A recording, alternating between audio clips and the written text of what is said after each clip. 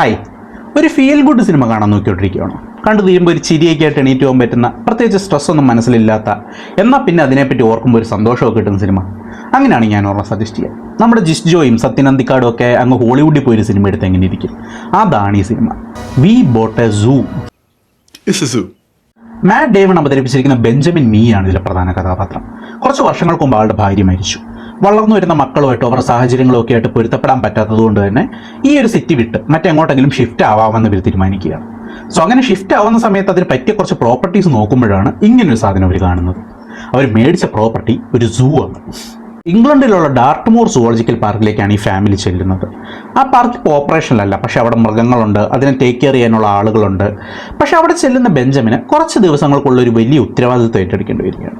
അതിനു വേണ്ടിയിട്ട് അയാൾ അവിടുത്തെ കെയർ ടേക്കേഴ്സിനോടും അതുപോലെ തന്നെ അവിടുത്തെ മൃഗങ്ങളോടും ഒരു കമ്പനി ആവേണ്ട ആവശ്യം ഉണ്ടായിരിക്കുകയാണ്. സോ കുറച്ച് ദിവസങ്ങൾക്കുള്ളിൽ ഇയാൾക്ക് ഈ ഒരു ടാർഗറ്റ് അച്ചീവ് ചെയ്യാൻ കഴിയുന്നുണ്ടോ എന്നുള്ളതാണ് വി ബോട്ട് എ സൂവിൻ്റെ കഥ. ഒറ്റ ലൈനിൽ കഥ ഇത്രയേ ഉള്ളെങ്കിലും ഒരുപാട് ഇമോഷണൽ ആയിട്ടുള്ള കാര്യങ്ങൾ, ചെറിയ ചെറിയ കാര്യങ്ങൾ, ചെറിയ ചെറിയ ചിരികൾ, അതുപോലെ തന്നെ കുറച്ച് ഇമോഷണൽ ആയിട്ടുള്ള കാര്യങ്ങൾ, അങ്ങനെ ഒരുപാട് സന്ദർഭങ്ങൾ ഇതിലൂടെ കടന്നു പോകുന്നു.